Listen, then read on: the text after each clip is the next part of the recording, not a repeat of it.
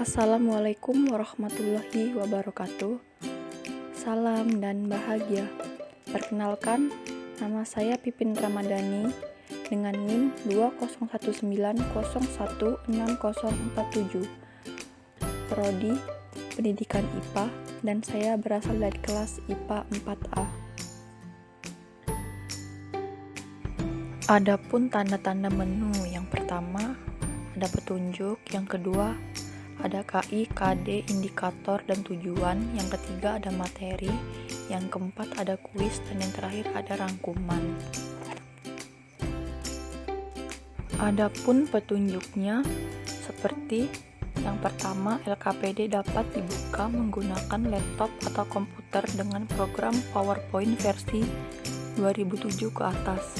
Yang kedua, ada beberapa tombol untuk mengoperasikannya seperti menu petunjuk KI, KD, indikator, tujuan, materi, kuis, dan rangkuman. Jadi di sini kita akan memasuki KI dan KD. Yang pertama, KI, memahami pengetahuan atau faktual, konseptual, dan prosedural berdasarkan rasa ingin tahunya tentang ilmu pengetahuan, teknologi, seni, budaya terkait fenomena dan kejadian tampak mata. KD, menunjukkan perilaku ilmiah, memiliki rasa ingin tahu, objektif, jujur, teliti, cermat, tekun, hati-hati, bertanggung jawab, terbuka, kritis, inovatif, dan peduli lingkungan dalam aktivitas sehari-hari sebagai wujud implementasi sikap dalam melakukan pengamatan, percobaan, dan berdiskusi. Lanjutannya adalah indikator dan tujuan. Indikator menjelaskan pengertian unsur, senyawa, dan campuran, mengidentifikasi perbedaan unsur, senyawa, dan campuran, dan menganalisis perbedaan campuran homogen dan heterogen. Tujuannya, peserta didik mampu menjelaskan pengertian unsur, senyawa, dan campuran.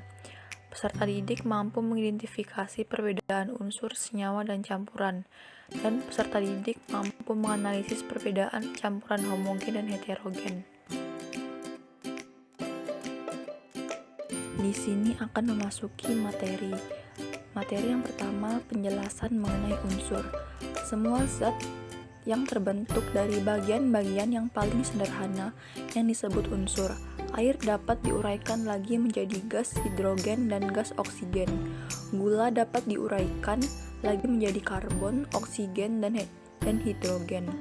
Dengan reaksi kimia biasa, karbon, oksigen, dan hidrogen tidak dapat diuraikan lagi. Karbon, hidrogen, dan oksigen tergolong unsur. Unsur didefinisikan sebagai zat tunggal yang tidak dapat diuraikan lagi menjadi zat-zat lain yang lebih sederhana dengan reaksi kimia biasa. Adapun sifat-sifat unsur logam, yang pertama, berwujud padat pada suhu kamar 25 derajat Celcius. Yang kedua, dapat menghantarkan arus listrik mengkilap. Yang ketiga, dapat ditempa dan dibentuk memiliki titik didih dan titik leleh yang tertinggi. Selanjutnya, ada contoh unsur logam. Yang pertama ada besi, tembaga, emas, platina, dan raksa. Selanjutnya ada sifat-sifat unsur non-logam. Yang pertama, ada yang berwujud padat, cair, maupun gas. Yang kedua, tidak dapat menghantarkan arus listrik. Yang ketiga, tidak mengkilap. Yang keempat, tidak dapat ditempa dan dibentuk. Yang kelima, memiliki titik didih dan titik leleh yang rendah. Berikut adalah contoh gambar unsur non-logam. Selanjutnya, penjelasan mengenai senyawa. Senyawa adalah zat tunggal yang terdiri dari dua unsur atau lebih yang dapat diuraikan ke dalam bentuk yang lebih sederhana melalui reaksi kimia.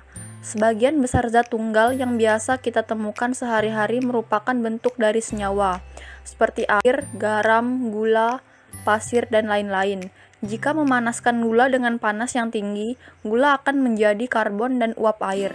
Dan air yang kita peroleh akan terurai menjadi hidrogen dan oksigen melalui reaksi kimia lain. Dengan demikian, air dan gula merupakan suatu senyawa karena terdiri dari beberapa unsur.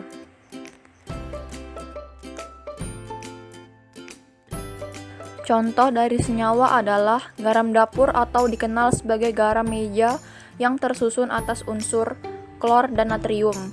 Garam ini memiliki sifat yang sangat berbeda dengan sifat-sifat unsur penyusunnya. Adapun tata nama senyawa, yang pertama senyawa ionik. Senyawa ionik terbentuk dari kation atau ion positif dan anion atau ion negatif. Banyak senyawa ionik merupakan senyawa biner, yaitu senyawa yang terbentuk dari hanya dua unsur. Untuk senyawa ionik biner, penamaan dimulai dari kation logam ke logam, kemudian diikuti anion non-logam dan diberi akhiran ida. Yang kedua ada senyawa molekular, merupakan senyawa biner. Senyawa molekular tersusun atas unsur-unsur non-logam. Penamaan dimulai dari unsur non-logam pertama diikuti nama unsur non-logam yang diberi akhiran ida. Jika dua unsur non-logam dapat membentuk lebih dari dua jenis senyawa, maka digunakan awalan Yunani, suatu awalan yang sesuai dengan indeks dalam rumus kimianya. Yang ketiga ada senyawa ionik poliatomik, merupakan penamaan dimulai dari ion positif atau kation, dilanjutkan dengan ion negatif atau anion. Untuk ion logam yang memiliki lebih dari satu jenis muatan, diberi keterangan angka Romawi di tengahnya sesuai besar muatan. Selanjutnya, pengertian campuran. Campuran adalah gabungan unsur dengan senyawa atau senyawa dengan senyawa. Misalnya stainless steel atau baja tahan karat terbuat dari campuran besi, krom, dan nikel. Komposisi unsur-unsur penyusun suatu campuran tidak tertentu, sehingga rumus kimia suatu campuran tidak dapat ditentukan. Pemisahan campuran dapat dilakukan secara fisika. Adapun jenis-jenis campuran. Yang pertama, campuran homogen. Campuran homogen ini biasa disebut larutan. Pada larutan, tiap-tiap bagian mempunyai susunan yang sama. Jadi di dalam larutan, sirup tersebut terdapat dua penyusun larutan, yakni air dan gula. Air disebut pelarut, sedangkan gula disebut zat terlarut. Contoh campuran homogen lainnya adalah minuman atau soft drink dan larutan pembersih lantai. Dan yang kedua ada campuran heterogen. Amati segelas air yang dicampur dengan pasir. Apabila zat-zat penyusunnya bercampur secara tidak merata dan campuran ini tiap-tiap bagian tidak sama susunannya, maka disebut campuran heterogen.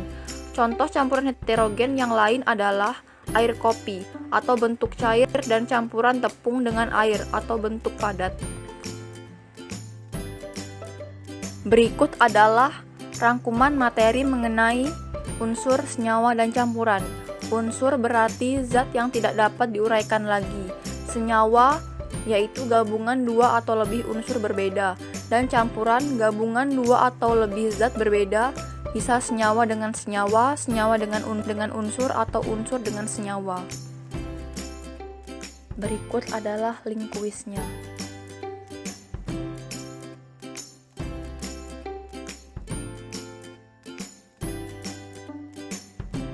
Sekian penjelasan materi dari saya mengenai unsur, senyawa, dan campuran. Kurang dan lebihnya saya mohon maaf. Wassalamualaikum warahmatullahi wabarakatuh. Salam dan bahagia.